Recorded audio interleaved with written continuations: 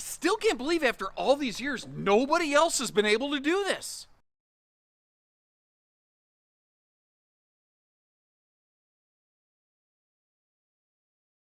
Hello everybody, welcome back to Bish's RV, or welcome for the first time. My name is Josh the RV Nerd, and I'll be your guide today. And behind us is a model that I've yet to see another manufacturer really nail the way Rockwood has done here, and that's the 2516S. This thing comes in just under 26 feet with a living room slide and a full 60 by 80 True Queen bed slide in the back with privacy, excellent, well, potentially excellent road mode access, very good ride and handling going down the road. It could fit for a lot of half tons out there, although with a front slide like this, you want to make sure that you watch your hitch weight for a lot of half tons. But generally speaking, you're going to find this thing very towable, very goable, as it were, but it gives you that destination space, storage, and privacy that usually little campers just don't provide. And it's kind of crazy because Rockwood and Flagstaff have really become like the kings of front kitchens, and this little one here I still think is like one of their best executed models possible, because it's giving us a lot of the features of those big models, like direct facing entertainment, really good storage, respectable prep space. But it does so, again, shorter and lighter than almost everybody else. But we still have all those Rockstaff doing Rockstaff things like the Goodyear Endurance radials with tire pressure monitoring, which Rockwood's been doing that way before it was cool. The underbelly has holding tank heating pad standard. Once again, they were one of the very first trendsetters doing that. The underbelly, of course, is also enclosed. They were one of the first to standardize factory solar and inversion, and this year they actually bumped up on a couple of things. They improved their inverter to 1800 watts, so you can run a coffee maker, like at a travel stop, which with that front kitchen, very, very handy. Also, they have gone to all slam latches. For the last couple years, you folks watching these videos have said, I wish they got rid of those stupid old butterfly twisty latches and went to slams. You have key lock slam latches all the way around this thing, which just makes it simpler and easier, and they just keep cranking it up a little bit. And I'm really curious to know what you think about what they did with the dining on this one this year. Now, one of the tricks with a smaller model like this is I don't use wide-angle camera lenses. And when you take a small space, and especially one like this that's kind of chopped up into 3 separate rooms, forward, middle, and back, it makes it difficult to try to give you one big sort of wide-angle perspective, especially considering I don't use wide-angle camera lenses. I want things on camera to look the way things are going to look in person as much as possible, because I don't know about you, but I am not an insect with compound eyes. Like, I swear, you know those stupid CAPTCHA things that, like, make sure you're not some kind of robot or something like that on the internet? I can't read them. Like, it's like, which one of these has the word dog? And I don't know, it's just a bunch of chicken scratch to me. And I just basically keep hitting refresh until I manage to get one right. Now, you know, speaking of dogs, you might notice the heat vents coming off the side there. Mini Lites tend not to have floor heating vents. You may have noticed even under the sofa here, they do not have carpet anymore. That was a major customer input item that they were a little slow to adopt, but I'm glad to see they finally have done it, basically through their entire lineup. You may also notice how this one gives us sweet direct-facing entertainment, and that is a smart TV, which is kind of cool. It's basically a TV soundbar wombo combo where it's kind of all in one with the electric space heat and Tootsie Toaster straight across from me, although I'm looking at the kitchen as we say this. As long as we're looking at the kitchen, I do think it's really important to mention that is a larger, like 21, 22-inch oven. A lot of manufacturers, well, heck, I mean, it seems like you're lucky to get any oven from a lot of manufacturers nowadays because they keep trying to make RVs as cheap as possible, so they're like removing ovens. And you know, for somebody like me, like I don't use an oven when I'm camping, I guess that's fine, but I know a lot of people still like the oven in their RV. Rockwood, Flagstaff still give you the bigger oven, so you know, that's cool. You may have noticed how that panel activated with motion right there by the entry door is a perfect place for that, because it'll help you kind of get your bearings when you come in at night, and you can just click all the lights on if you want to, although that does have like a Bluetooth link. So if you are wanting to go digital R2 beep boop with it, you can totally do that. There is one thing, you'll see it demonstrated later in this video. I like to try to share good with the bad, and I hope you appreciate the fair approach on this. If you do, I don't know, hit the like button, leave me a note that says, thanks nerd, something like that. But they've removed the struts for the overhead cabinets. I respectfully disagree with that decision. I don't like that myself. I like cabinets that will hold themselves open. Granted, the RV is not super duper tall like a fifth wheel, but still. I really, though, really love the outlet placement on this. It's kind of interesting because they were able to use the hollow space in the nose cap. And before, in case you're wondering, yes, the nose cap does have insulation, obviously, except for where the windshield's located. But they were able to use that space to run wiring. So household outlets, USB plugs over here. You've got a Type A and a Type C plug. Those things are right at counter level, to me, where they make the most sense. And you're getting good countertop space on both sides of that stainless farm sink. That, if you notice, if you look really close, they actually do a two-section roll-away dish drying rack / sink cover. But this layout really allows us a lot of good appliance space and some prep space in a small RV, which is something you don't normally find. The other thing with these outlets is most of the outlets in this RV are inverter powered. So a lot of RV manufacturers are doing inverter prep. Rockwood and Flagstaff for years now have gone a step beyond that and actually included a factory installed inverter. Most manufacturers, if you get any kind of factory inverter, maybe 1,000 watts. Rockwood's gone to an 1,800 watt factory standard inverter, which means you can actually run like a coffee maker. Ibex, I think, has done a good job going with a 2,000 watt standard inverter. And you got to keep in mind, I love to use this joke every single year I do this RV. Before you get in here, before you open the fridge, you always got to knock, just in case there's a salad dressing in there.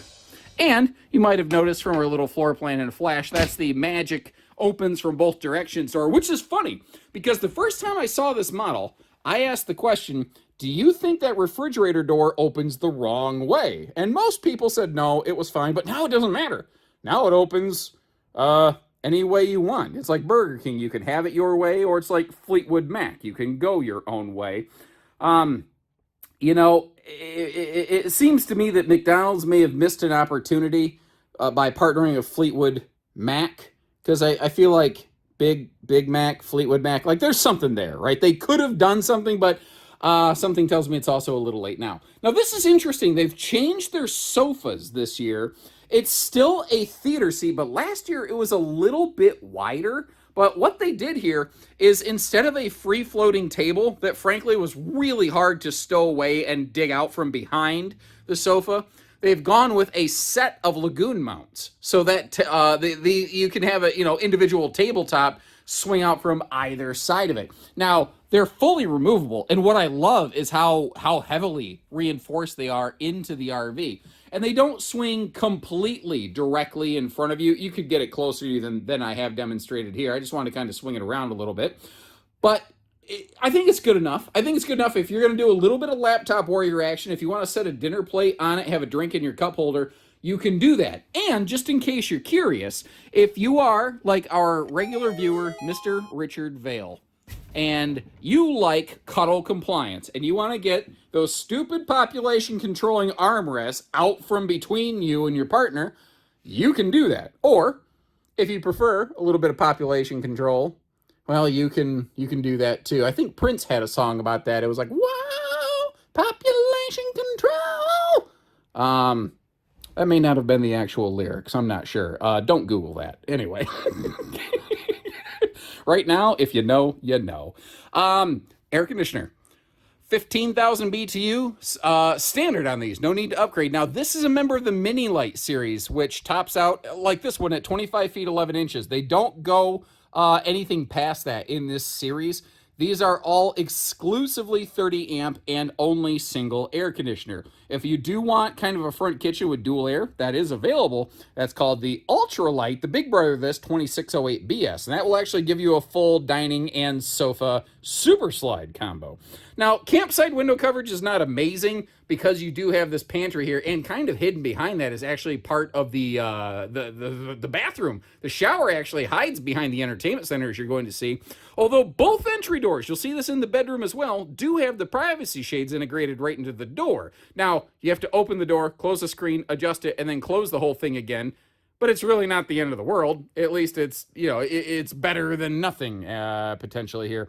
Diving into some deeper details, that TV can swing around. I don't know that you're going to need it to, but it can. Also, that pantry behind it could be a coat closet if you're so inclined. It just really depends. Once again, they're using the bigger ovens on these, which is great, but they try not to waste any opportunities for storage where they can, and they do give you a drawer below that.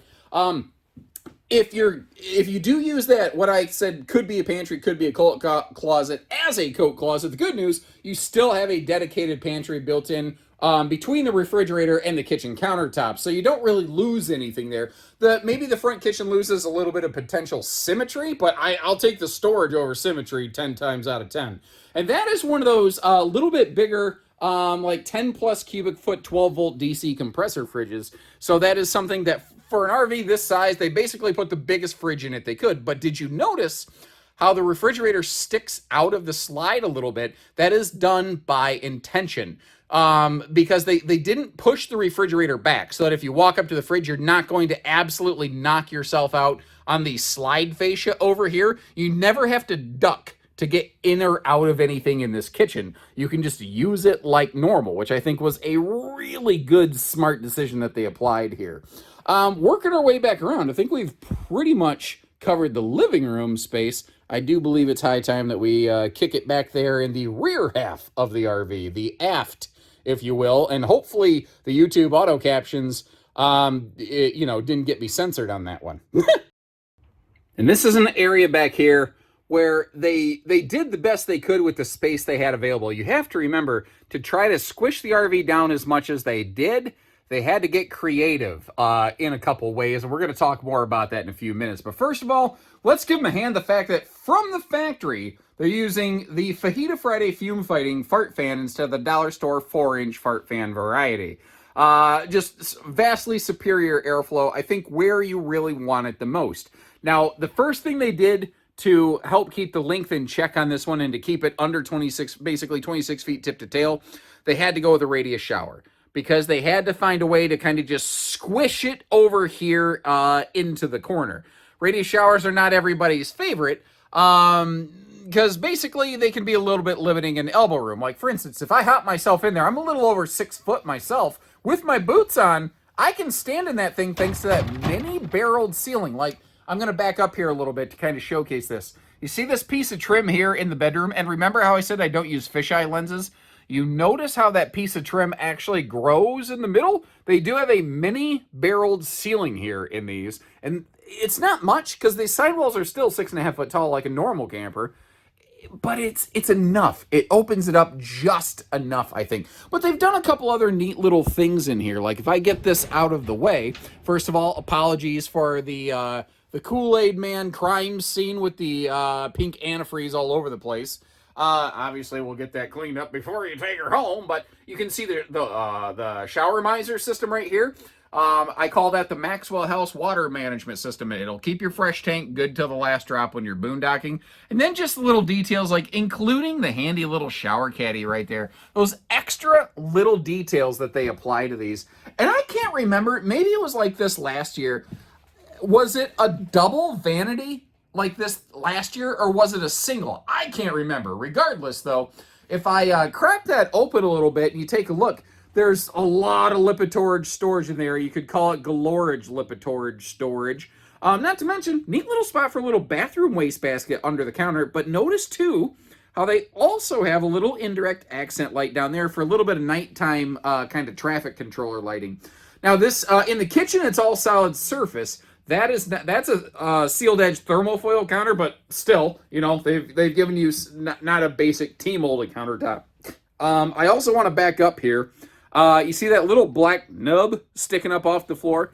That is a magnet holdback to grab the sliding bedroom privacy door right here, because they didn't want to put a swinging door in this area because it could get caught behind slide fascia, basically, is my understanding, although that's basically exactly what they did here, so I don't know.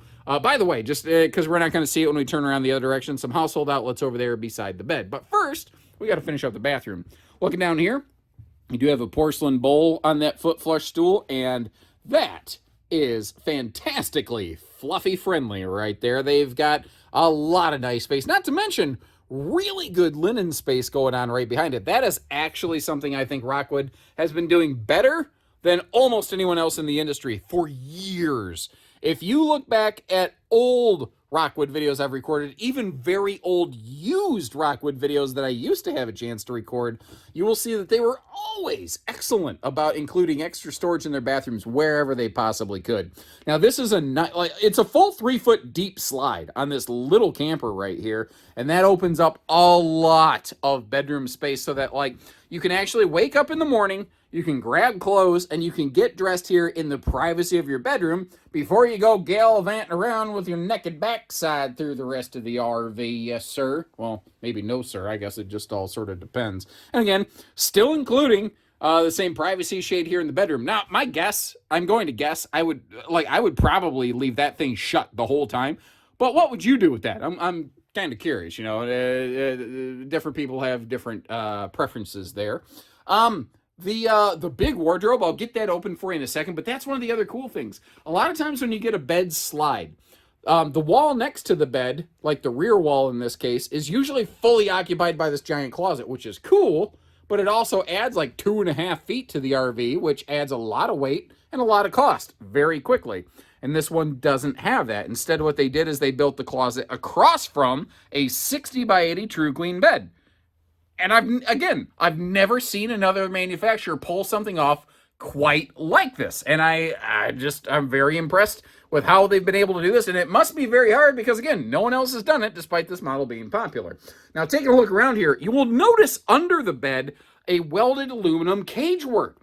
Anything that is load-bearing that Rockwood builds in-house will have welded aluminum cage work. So, like, if you do decide to option a dinette instead of a hide-a-bed or a theater seat into this RV, which you have the option for all 3 seating configurations in this one, it would have a welded aluminum cage. If it's going to be load-bearing, like your bed base or your walls, they build it with a welded aluminum cage. The only part on this RV, actually, that is not laminated would actually be the floor. They used to laminate their floors, but sometimes owners would experience some soft spots in the floors where it would kind of break down.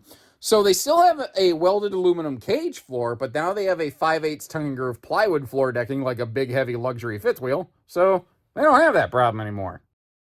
Now jumping back up front and going one step further for you here, closing up the slides and showing what you can do in road mode. This one is not terrible right here. Like right from the entry door, obviously, you know, if you need to stop and use your propane stuff, like your stove and your oven, that's readily accessible. We still have enough countertop space available. We've mostly lost our drawers at our pantry, but I don't expect everything to be usable and functional when I'm in, a travel stop function like this. The refrigerator is easy to get to, and your personal stature will determine what happens next, because they left just enough room to do the sideways travel trailer tip-tap-toe step to sneak between the slide, and if you notice, that bathroom door opens inwards. So it doesn't matter which of those doors you happen to utilize, you can theoretically go from front to back to front again on this RV without ever so much as cracking a slide open. Now, if you notice down here, that True Queen bed's nice, but part of it slides just under that wardrobe cabinet right there. So what that means is that, like, if it's a True Queen bed, so if you wanted to swap that factory backbreaker Death Wafer mattress out for something a little more plush and comfy, you could. You're going to want to make sure you don't get anything significantly taller than the height of the factory mattress, otherwise you're going to have problems with that slide closing. And just in case you're curious, both the front and the rear slides are both rack and pinions. If that information is helpful and useful, if you like seeing the road mode, hit the little subscribe button, like our video, say thanks, nerd, and let's keep on rolling, baby. We take another look at the towing weights and measures here. This one is a little bit deceptive, but it makes sense if you kind of think about it. Like when you look at the general specs on it, it will generally feel to a lot of people as half-ton towable, and I don't know that that's the wrong answer. Where you really got to watch this one is not the length, because it's just under 26 feet. That's not too hard to manage. It's not the weight, it's the hitch weight specifically in comparison to your payload rating, because when you have a slide in front of the tires and you have a front kitchen that, especially once it's fully loaded with cargo, the front end of this thing is going to pick up a couple pounds that could bury the suspension of a lighter duty vehicle. So you want to kind of keep that in mind.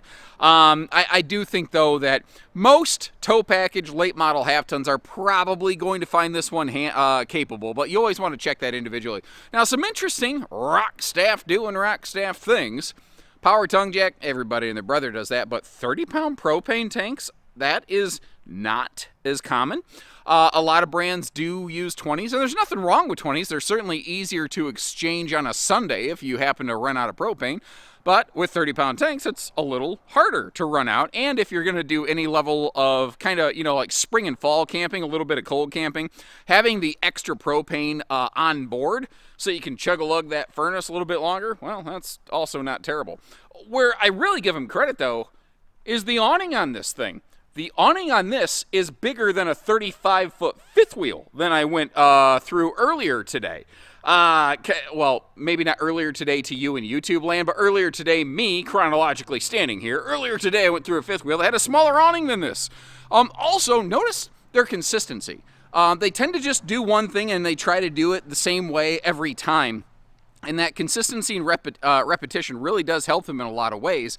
Like by going with the stable steps all the way. Now, there's benefits and drawbacks, of course, to anything, stable steps included, but they treat every door the same. Like a lot of brands, they won't treat the bedroom door in the back quite the same as the main entry door, but you see they're using the same handles, they're using the same anti-slam friction hinge mechanism. All that stuff is kind of the same. I almost said fringe mechanism, although Fringe was a show I really did enjoy watching, and I wish it would have been able to go on a little bit longer. Now, the outside speakers, I don't necessarily love the execution of those. They do feel up pretty high, although, again, I'll give them a little bit of credit. They actually do angle their outside speakers down a little bit, so they're not just blowing away the neighbors with your John Cougar Gonna Camp kind of music, Now, this is kind of interesting. They sort of split their little outside cooker setup on this one. So like out here, just below the graphics, you see that little outside TV hookup. If you feel like adding a TV there, you could do that. But this is going to be just like a little generic utility shelf right here above our Goodyear Endurance radials. Now, again, Rockwood was one of the very first brands that standardized, including tire pressure monitoring on basically all of their stuff, which is kind of cool. And if you look down between them, you won't see much because they don't use a leaf spring suspension. Here's a really interesting thing.